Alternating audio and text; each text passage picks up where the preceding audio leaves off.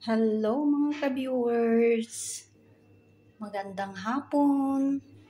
Happy Saturday everyone! Ito mayroon lang akong ipiplex ngayon na lulutuin. Simple lang, easy to cook. Tuna curry recipe. Ito yung the way na pagluto ko sa tuna curry. Yan, ipapakita ko sa iyo. Ito yung rice na jasmine rice. Ay, basmati rice pala, hindi jasmine rice. Ito yung basmati rice na na-boil ko. At saka, as you can see, yan I put here in the strainer. Yan. Diba? Ganyan. At saka ito naman yung tuna. Ito Ito yung tuna. Na tatlo. Yan tatlo na tuna yan. Yan. Dito nilagay ko na. At saka, ito naman yung mais. Corn na inugasan ko din kasi galing dyan, 1 can. Ni-strainer ko, nilagay ko dyan. At ito naman yung fresh na carrots na na-boil ko na din. Yan, na-slice ko din ng cube para magkaano naman ang nila nito, magkaparis, ganyan. Na-boil ko lang ng half cook, yan Tapos ito naman, tomato, isang malaking tomato, 1 big tomato, slice, cubes, and 1 onion medium, ini-slice ko din, yan onion, and this is the garlic din ito, at saka ito naman yung salt, 1 teaspoon, at saka ito yung fresh na ginger. Pwede ninyong, kung wala kayong fresh na ginger, pwede kayong gumamit ng powder ginger or garlic powder. Kaya lang, ginamit ko na lang ito, yung mga fresh. At saka, ito naman yung chili powder. Pero, pwede ninyo, kasi ito yung powder. Kaya sabi ko, tinikman ko, sobrang anghang pala. Pwede ninyong i-skip ito, kasi anak ko, ayaw nila yung mahanghang. Pwede ninyong i-skip. Yan. Pero, pinaano ko lang, pinakita ko. Kasi, mga bata, ayaw nila yung may, maanghang. At saka ito naman yung curry powder. Yan Yan yung curry powder. 1 tablespoon. Inanhan ko na lang. Magdagdag na lang ako kung hindi makaya. Tapos ito naman yung, lagyan ko din ng kunting paprika. Yan At saka ito naman yung turmeric. Yan Yan. Tapos syempre, ang gagawin natin na una-unahin, igigisa mo na lang yan lahat. Tapos, sunod mo ang mga yan. Tapos, onion, syempre, garlic, at saka, yan, ginger, igisa-gisa mo sa mantika, yan, mantika. Tapos, pagsasamahin mo na lahat yung tuna. At saka, pinagsama mo na lahat na igisa-gisa. Tapos, nandyan na, ilagay mo na yung rice. That's it. Yun, tapos na. Nakagawa ka na ng recipe na Mga ka-viewers, mag-umpisa na tayong magluto ng ating simple na recipe, tuna curry.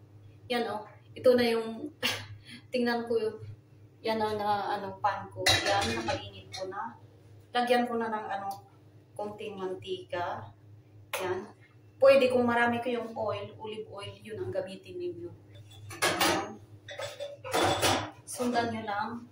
Papahinaan ko muna ang apoy. Ganyan. Lagay na natin yung onion. Yan Lagay ko yung onion. Yan yung mga ka-viewers. Gusto ko sana doon sa labas magluto. Kasi sobrang init ngayon. Mainit. Pero dito na lang ako sa loob. Kasi buksan ko naman lahat ang Yan.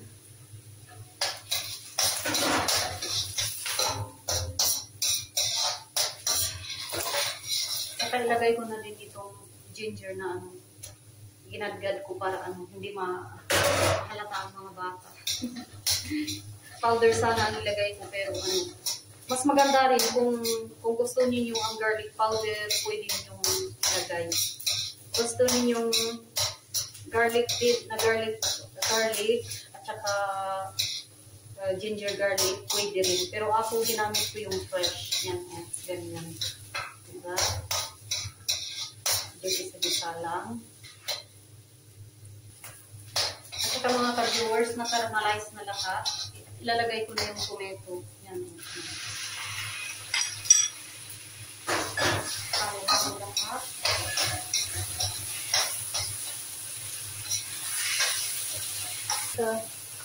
Ito, lagay ko na itong carrots. Yan. Yung carrots na yun, na-i-boil ko din. Na-i-boil ko lang ng half cook. Half cook din ang pag-ano ko lang dyan. Tsaka ilagay ko yung mais na wonton na naugasan ko. Tapos nag-i-strainer ko. Yan. Diba?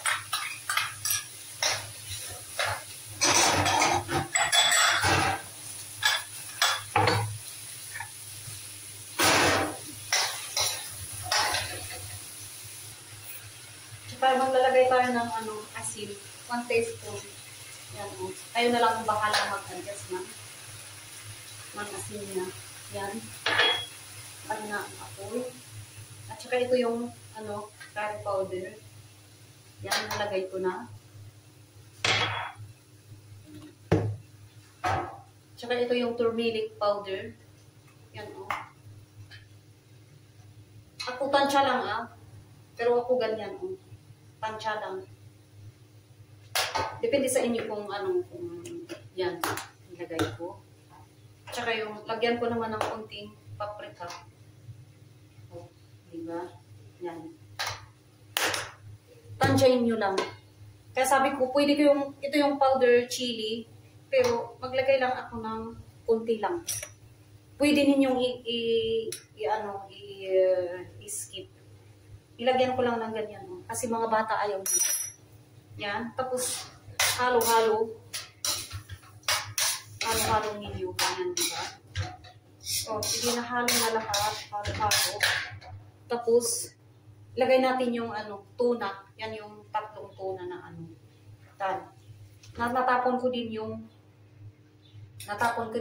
tubig niya. Na-strainer ko yung tubig. Ganyan. Huwag natin ilagay yung tubig. Marami na pala. Tapos yung niluto kong rice na pinakuluan ko. Marami. Huwag ko na lang saan ilagay. Yan o. Diba? Ay, init.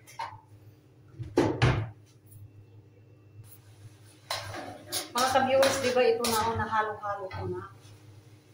Yan o. Nandyan na, diba? Nahalo na. Ilalagay natin yung lagay natin yung kanin. Pero bago niyo ilagay yung kanin, tikman niyo muna kung yung maglasa nito, kung yung okay lang yung asin niya, templa niya.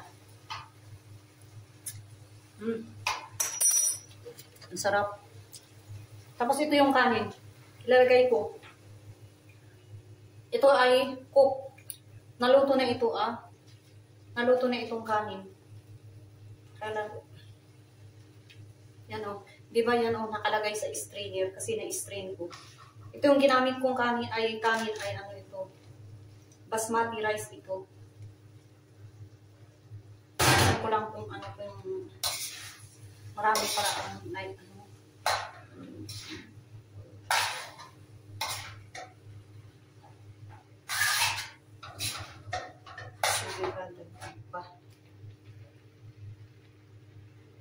ilagay ko na lahat.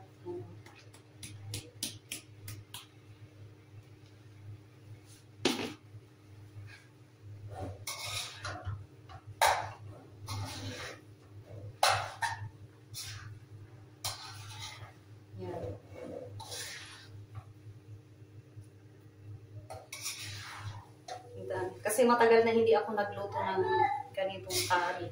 Kaya Hello mga ka-viewers, ito na luto na. Na-off ko na yung apoy. Hinalo-halo ko at yan na Yan. Yan na ang tuna recipe. Tuna curry. Yan na may rice. Yan parang fried rice ba? Yan. Maraming salamat sa panonood, mga ka-viewers. Thank you for watching.